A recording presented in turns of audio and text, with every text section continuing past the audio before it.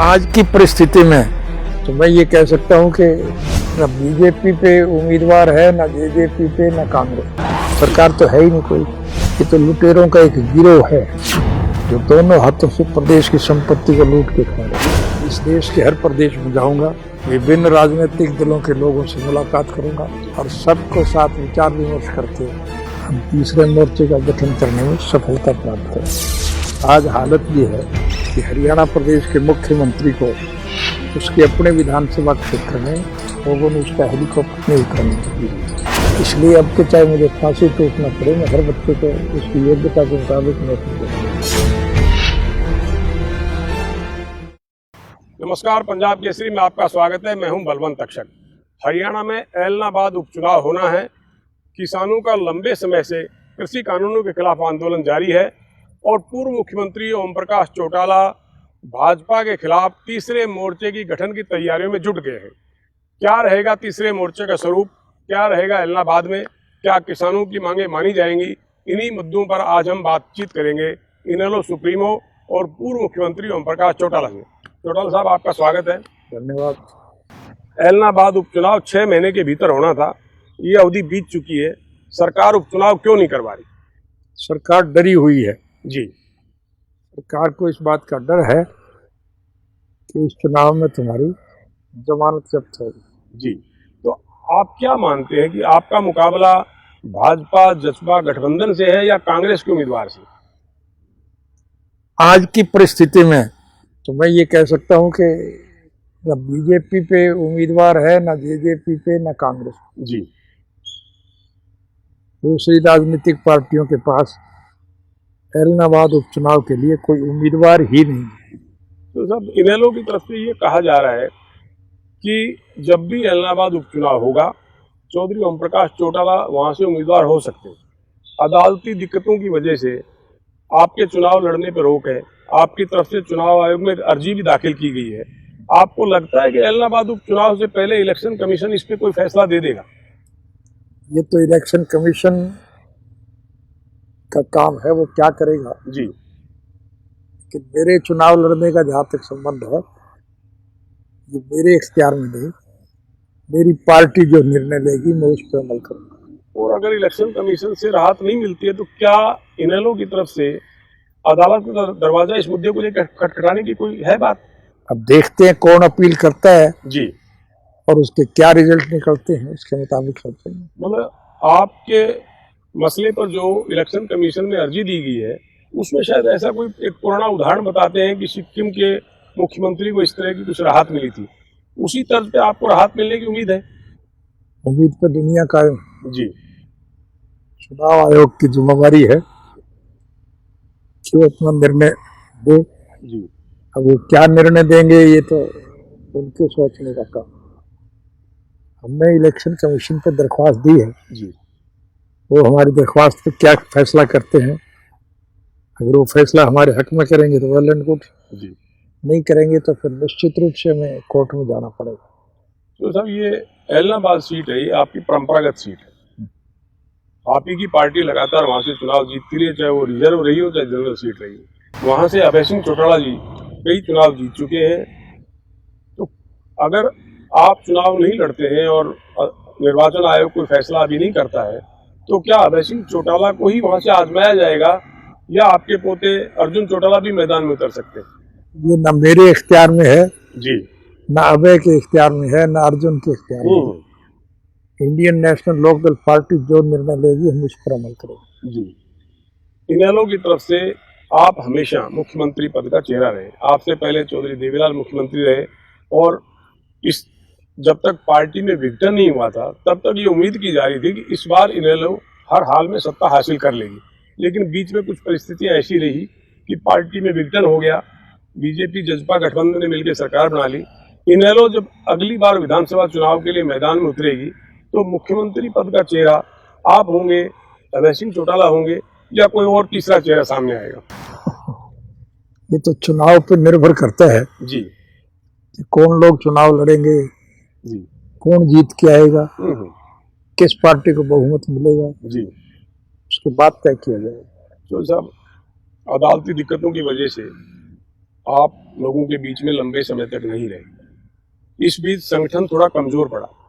अब आपने नए सिरे से कमान संभाल लिए, पूरे राज्य का दौरा करेंगे आप, पार्टी को, संगठन को फिर से खड़ा करेंगे। आपको ये उम्मीद है कि लोग उसी तरह से जैसे पहले आपके साथ थे, पार्टी के साथ फिर से जुड़ जाएंगे? आपको सुन के ताज्जुब होगा जी कि मेरी गैर हाजिरी में मेरी पार्टी के कार्यकर्ताओं ने संघर्ष करके संगठन को पहले के मुकाबले में ज्यादा मजबूत कर दिया। जी। और आज हर आदमी की जबान पे एक बात है, निश्चित रूप से आने वाले चुनाव में इंडियन नेशनल लोकदल पार्टी की सरकार बने। उर्दू का एक मुहावरा है, आवाज एक अलग, नकारा एक खुदा।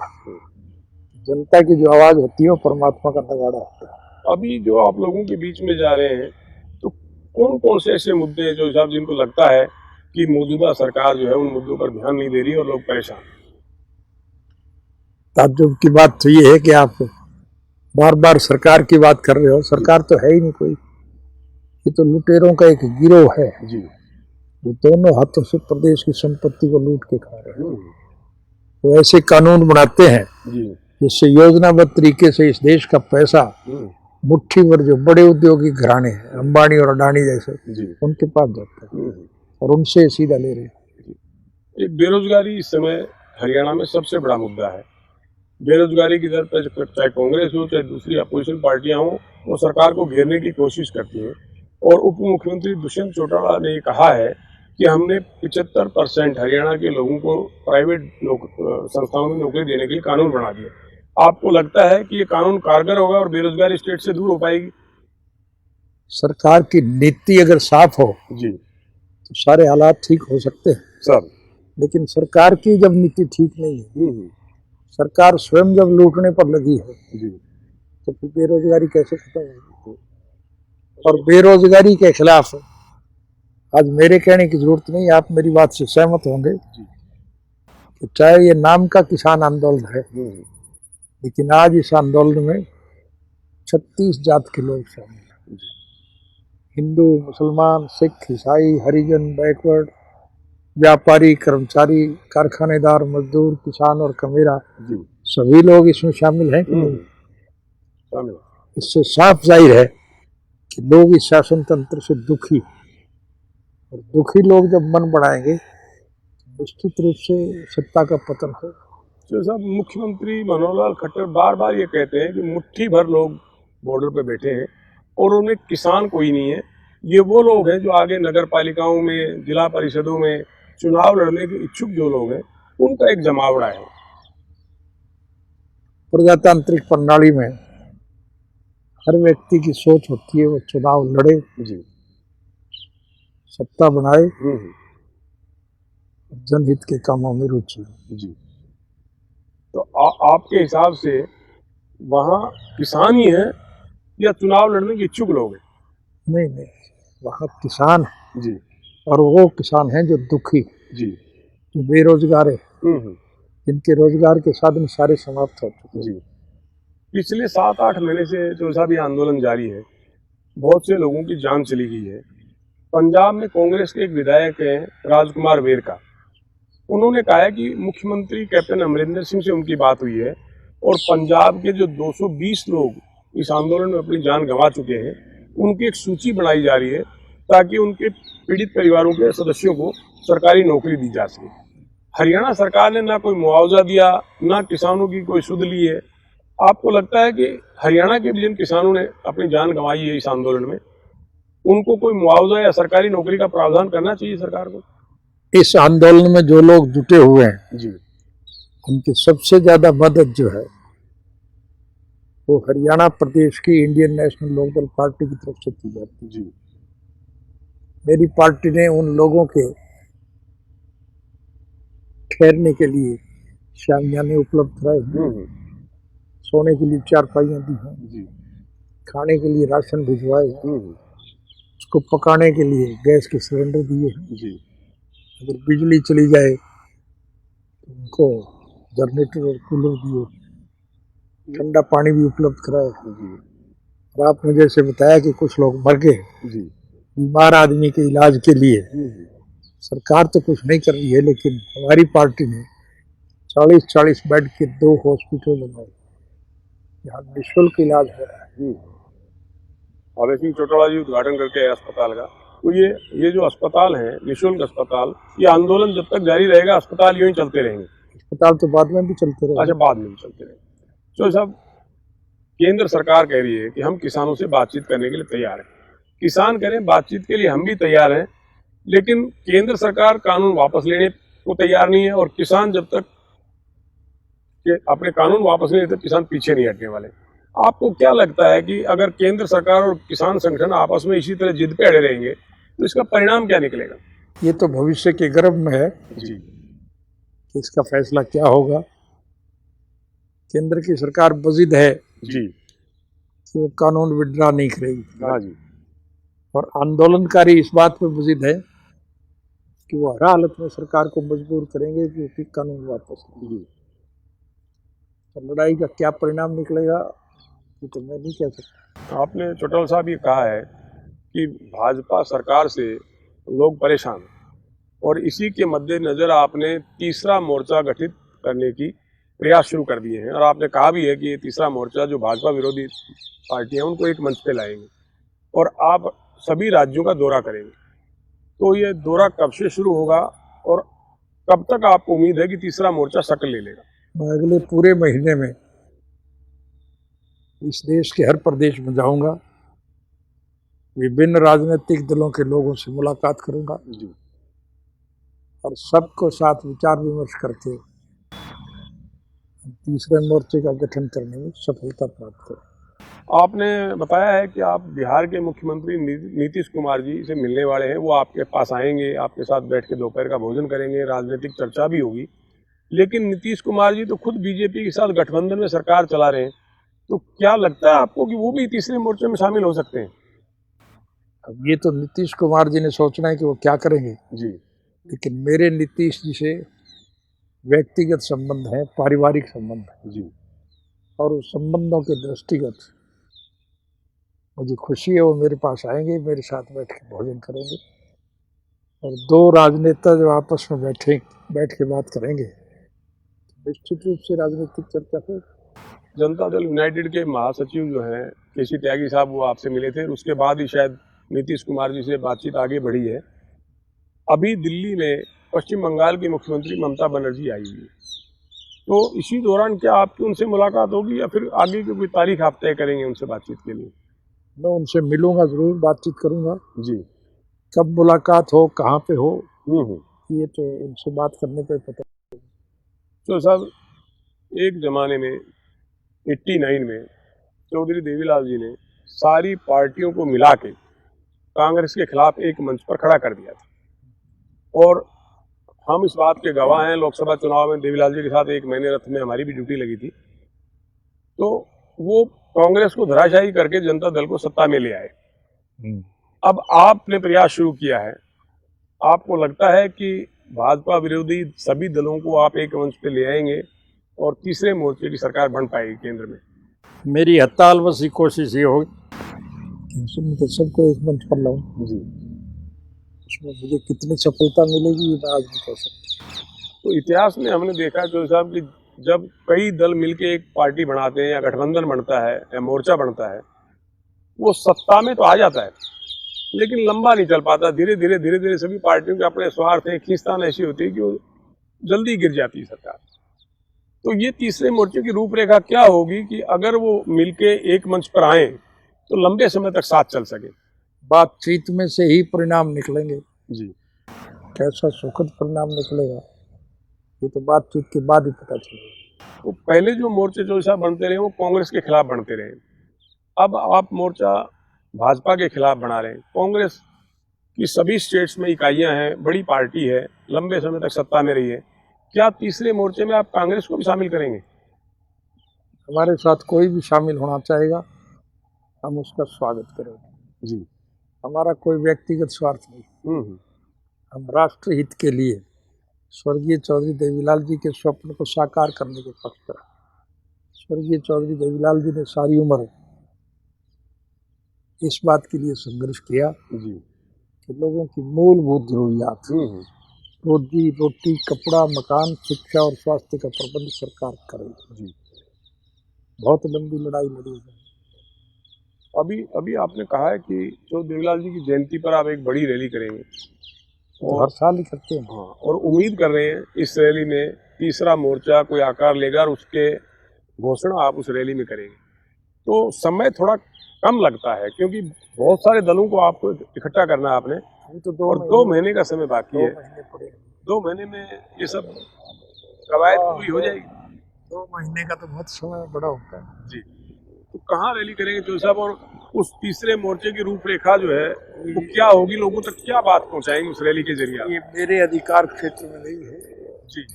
तो मेरी पार्टी डिसाइड करेगी कि मीटिंग कहाँ होगी। जी। लेकिन हमारी रैली जो है हाँ। वो विशालतम रैली होती है जी।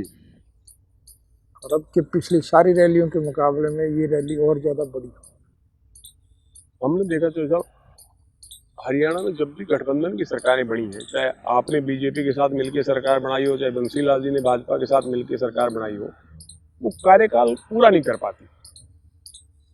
अब जो गठबंधन सरकार चल रही है, आपको लगता है कि कोई दिक्कतें आएंगी या विधायकों की जो नाराजगी है उसकी वजह से सरकार को कोई संकट आएगा? वैचारिक मतभेद तो होते ही हैं पार्टियों में, जी। लेकिन हमारा प्रयास ये होगा कि सबको एक साथ बिठा करके हम एक निर्णय पर पहुंचे। जी। हमारे सामने सबसे बड़ा मुद्दा राष्ट्रहित का है। जी। जो लोग इस मामले में हमारे साथी और सहयोगी बनेंगे हम उनका स्वागत करेंगे। अभी मंत्रिमंडल विस्तार की बातें चल रही हैं कि एक विधायक भाजपा का होगा, एक विधायक बीजेपी का मंत्री बनेगा, और लंबे 2 साल से ये मामला लगभग लटकता आ रहा है।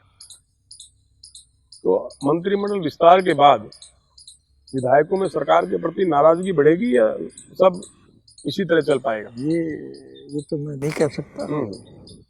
मंत्रिमंडल बढ़ाना, घटाना, बढ़ाना ये तो चीफ मिनिस्टर का काम है। जो सब विचारधारा के लोग आएंगे क्या सोच होगी, ये मेरा सब्जेक्ट है। चौधरी देवीलाल बहुत बड़े कद के राजनेता थे, वो चीफ मिनिस्टर रहे, आप चीफ मिनिस्टर रहे, दुष्यंत चौटाला आपके पोते डिप्टी चीफ मिनिस्टर हैं, पुत्र वधू आपकी विधायक हैं, बेटा आपका विधायक है, एक चौटाला गांव से ही 5 विधायक है इस समय विधानसभा में। आपको कैसा लगता है ये सब देख के? एक चौटाला गांव से नहीं है, एक परिवार से ही है। परिवार से। जी। राजनीतिक मतभेद होते हैं चौधरी साहब, आपके जो पोते दुष्यंत चौटाला जी उन्होंने अपनी अलग पार्टी बना ली, उनके काम काज को आप कैसे देखते हैं? ये मुझे नहीं देखना है जी।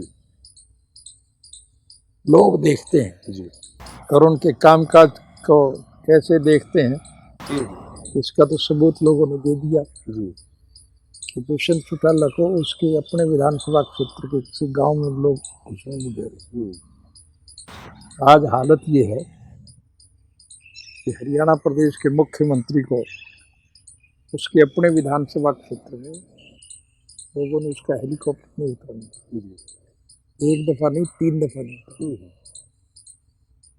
तो इससे साफ जाहिर है कि आम नागरिक मौजूदा शासन तंत्र से बहुत दुखी है, परेशान है, और वो चाहते हैं कि इसको शासन का अंत किया जाए।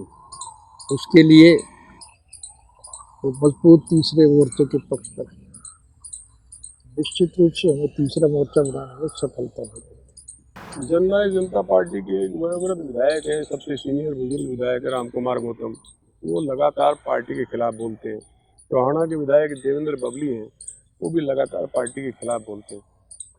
आपको क्या लगता है कि आने वाले विधानसभा चुनाव तक जननायक जनता पार्टी पूरी की पूरी या कुछ विधायक आपके साथ शामिल होना चाहें इनेलो में, तो आप स्वीकार करेंगे या उन लोगों को पार्टी में शामिल नहीं करेंगे? इसका एक ही जवाब है जी। मुझे किसी व्यक्ति विशेष के प्रति चर्चा करने की आदत नहीं है। ठीक है। लेकिन आपने चूंकि पूछ लिया इसलिए मुझे जवाब देना पड़ेगा कि दुष्यंत चौटाला ने स्वर्गीय चौधरी देवीलाल जी को दादा ना मान करके गौतम को दादा माना था जी और वो फर्जी दादा जो था वो उनको छोड़ के चला गया। जी जो उनके साथ जो लोग जुड़े हुए हैं वो सब छोड़ के जा रहे हैं। गठबंधन टूट जाएगा। जी दूसरी पार्टियों के जो विधायक हैं वो अब उनकी पार्टी को छोड़ करके आज हमारी पार्टी में शामिल हो रहे हैं। तो सर आपको एक लंबा अनुभव है राजनीति का, आप आगे क्या होना है वो आप अच्छे से समझते हैं राजनीति में। आपको इस चुनाव के बाद जो विधानसभा चुनाव आएंगे अगले, उसमें जननायक जनता पार्टी का भविष्य क्या दिखता है? इसमें किसी पार्टी का कोई भविष्य नहीं। जी मैंने अभी आपको बताया कि किसी भी राजनीतिक दल के पास इस क्षेत्र में चुनाव मैदान में उतारने के लिए उम्मीदवार नहीं। इनेलो का मुकाबला कांग्रेस से रहेगा विधानसभा चुनाव में या बीजेपी जजपा हमारा गठबंधन? किसी से कोई मुकाबला नहीं। जी एब्सोल्यूट मेजोरिटी के साथ मेरी पार्टी का प्रत्याशी चुनाव जीतेगा। तो सर एक कांग्रेस पे भी बात कर लें। देखो कांग्रेस में जब भी कोई अध्यक्ष बनता है उसकी पूर्व मुख्यमंत्री भूपेंद्र सिंह हुड्डा के साथ कम निभती है, चाहे वो अशोक तंवर रहे हों, चाहे आजकल जो शैलजा को कांग्रेस के विधायक हटाने की मांग कर रहे हैं। तो कांग्रेस की इस लड़ाई को आप कैसे देखते हैं? ये कोई नई बात थोड़ी। जी राजनीतिक पार्टियों में मतभेद होते रहते हैं। ये केवल कांग्रेस में नहीं, दूसरी पार्टियों में भी। जी जेजेपी में भी हो रहे हैं, बीजेपी में भी हो रहे हैं। जी नहीं, लेकिन जब तक अदालती अड़चने नहीं आई थी आपकी पार्टी तो एकजुट थी, आपकी पार्टी के मतभेद तो दिखाई नहीं देते थे। ये आपका प्रबंधन ऐसा था कि या आपका ओरा ऐसा है कि कोई आपके सामने बोल नहीं सकता? ऐसा कुछ तो नहीं है। जी सोच का अंतर है। समूचे राष्ट्र के स्तर पर जी हमारी पार्टी एक ऐसी पार्टी है जो जनहित के कामों में रुचि लेती है। प्रजातांत्रिक प्रणाली में जनता के सहयोग और समर्थन से सरकारें बनती हैं और फिर चुनी हुई सरकार की जिम्मेवारी होती है कि वो जनहित के कामों में रुचि ले। तो सब कांग्रेसी भी कई बार जो है दबी जुबान में स्वीकार करते हैं कि चौटाला साहब जब चीफ मिनिस्टर थे और जब कांग्रेस सत्ता में आई 2005 में, तो आप वेट लगा के, जिससे पॉलिटिकली आपको नुकसान हुआ, लेकिन हरियाणा सरकार का खजाना लबालब था और आपके बाद आने वाली सरकार को पैसे की कोई कमी नहीं आई। लेकिन आज स्थिति यह है हरियाणा सरकार कर्ज में डूबी हुई है, इसकी क्या वजह? थोड़ा सा कर्ज नहीं। 2005 में जब हमारी सरकार गई थी जी तब हमने 2000 करोड़ रुपया सरकार के खजाने में छूटा और आज 2.5 करोड़ से ज्यादा का कर्जा है। हालत आज ये है कि कर्मचारियों को तनख्वाह देने के लिए हर महीने इनको कर्ज लेना पड़ता है। तो इतने कर्ज की वजह क्या है? इतना कर्ज लेने की वजह क्या है? जो पैसा सरकारी कोष में जाना चाहिए तो इन लुटेरों के जेबों में जा रहा है। क्या क्या समाधान है? अगर एक तो सब जो आप अगर सत्ता में आते हैं तो ऐसी कौन सी आपकी इच्छा है जो उन 5-6 साल में आप पूरी नहीं कर पाए और अगर मौका मिले तो आप वो करना चाहेंगे? आप अतीत में झांक करके देखें। जी हरियाणा के मौजूदा मुख्यमंत्री ने मुख्यमंत्री का पदभार संभालने के बाद एक घोषणा की थी। जी मुख्यमंत्री निवास की खिड़की पे कोई आके दरख्वास्त देगा उसको एक प्रकार की सुविधा प्रदान करें। मुझे एक दफा चंडीगढ़ जाने का मौका मिला और मेरे एक मित्र से मिलने के लिए मैं जा रहा था। संयोग से जिस सड़क से मैं गया उसी सड़क पे मुख्यमंत्री निवास था। मैंने गाड़ी रोक के देखा, मुख्यमंत्री निवास की वो खिड़की सोनी पड़ी थी। मैंने लोगों से पूछा कि खिड़की सोनी क्यों है, तो लोगों ने कहा किसी का काम होता है, लोग परेशान होने की बजाय किनारा कर जाते नहीं। हमारी अल्पमत की एक सरकार बनी थी थोड़े से दिन, हमने उस नीति को बदल दिया था। हमारे शासनकाल में लोग सरकार के पास नहीं जाते थे, सरकार लोगों के पास जाती थी। सरकार आपके द्वार कार्यक्रम के तहत मैं हर वर्ष हर गांव में जाता था और गांव के लोगों की दुख तकलीफ जो मांग गांव की तरफ से रखी जाती थी वो हाथ के हाथ पूरी करता था। इसलिए हमारे शासनकाल का वो वक्त लोगों को याद आ रहा है और लोग ये मान के चलते हैं कि अगर इस पार्टी की फिर सरकार बनेगी तो तुम्हें ज़्यादा से ज़्यादा सुविधा। कोई ऐसा काम साहब जो आप बड़ा काम जो आप हरियाणा के हित में सोच रहे हो कि भाई अगर सत्ता मिली तो ये काम करेंगे, वो कौन सा काम होगा? अभी जैसा आपने बताया जी, हमारी सरकार के वक्त में 3200 बच्चों को नौकरी मिली थी। नौकरी देना चीफ मिनिस्टर का तो काम नहीं, जी, उसके लिए तो बोर्ड बने हुए। लेकिन मेरे जो में ये इल्जाम लगा करके और मुझ पर मुकदमा बनाया और साजिश और षड्यंत्र के तहत मुझे 10 साल की सजा। अब मैंने एक फैसला किया, जी, सरकार बनाना तो लोगों का काम, सरकार अब की हमारी बनेगी तो मैं हर बच्चे को, चाहे कोई किसी भी जाति का है, किसी धर्म का है, किसी वर्ग का है, उसको सरकारी नौकरी देंगे। जी, अगर किसी बच्चे के माँ बाप ने वोट डालने के मामले में कोई गलत निर्णय लिया तो उसका दखल नहीं मानना। किसी बच्चे की योग्यता का नुकसान उसके माँ बाप के गलत निर्णय की वजह से हो, ये हम बर्दाश्त नहीं करेंगे। हम हर बच्चे को नौकरी देंगे क्योंकि गांव का, कस्बे का, शहर का कोई बच्चा अगर योग्यता के आधार पर अच्छे पद पर होगा तो लोगों की भलाई की बात सोचेगा कि अभी साहब अभय सिंह चौटाला जी ने एक आरोप लगाया था कि कांग्रेस ने षड्यंत्र रच के और चौटाला साहब को इस मामले में फंसाया और सजा करवाई उनको। उनके इस बयान के बाद कांग्रेस के 7 विधायकों की तरफ से एक बयान आया कि जो मुकदमे दर्ज हुए थे वो तो कांग्रेस के सत्ता में आने से पहले हुए थे और किसी एक IAS अफसर की शिकायत के आधार पर दर्ज हुए थे। ये अभय सिंह चौटाला जी की बात और कांग्रेस के विधायकों की बात लोगों ने पढ़ ली और देख ली, आपका क्या मानना है इसमें? मैं यही प्रश्न पलट के आपसे पूछूंगा जी सर, कि जिस अधिकारी की शिकायत की बात की जाती है, शिकायत करने वाले की भी सजा हमारे साथ ही जी, वो भी 10 साल की सजा होती है। तो आपने ये कहीं देखा कि कोई शिकायत करने वाले को भी सजा होती है? देखा तो नहीं, शायद ये पहला ही उदाहरण रहा होगा ऐसा। तो इस सरकार ने इस किस्म के कितने गलत काम किए हों, मैं उसका उल्लेख करूंगा तो बहुत समय लगेगा। जी, जो साहब आखिरी सवाल ये है कि केंद्र सरकार की आखिरी आज का है, सदा के लिए नहीं सर, आज के लिए ही है और आप फिर मौका देंगे तो हम आपके पास फिर हाजिर होंगे।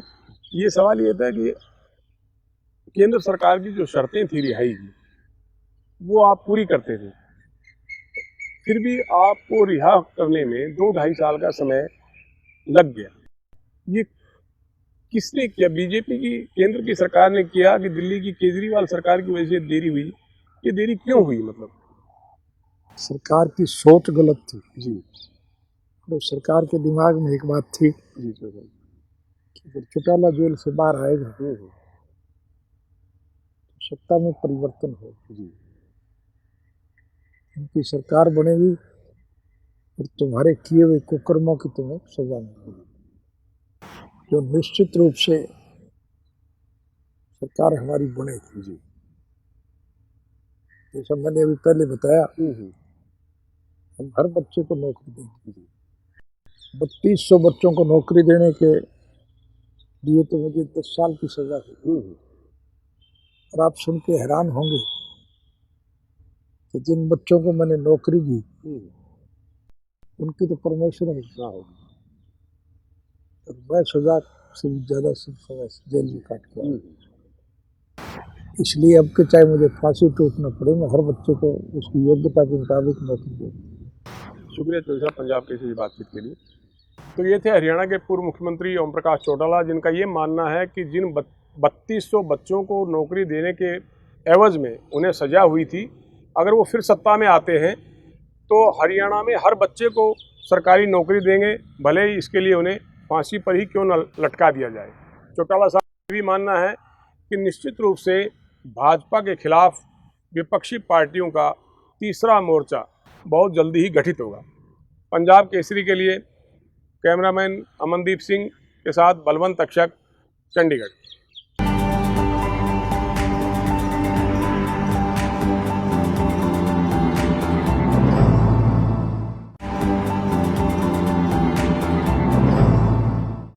आज की परिस्थिति में तो मैं ये कह सकता हूँ कि न बीजेपी पे उम्मीदवार है, न जेजेपी पे, न कांग्रेस। सरकार तो है ही नहीं कोई। ये तो लुटेरों का एक गिरोह है जो दोनों हाथों से प्रदेश की संपत्ति को लूट के खा रहे। इस देश के हर प्रदेश में जाऊंगा, विभिन्न राजनीतिक दलों के लोगों से मुलाकात करूंगा और सबको साथ विचार विमर्श करके हम तीसरे मोर्चे का गठन करने में सफलता प्राप्त करें।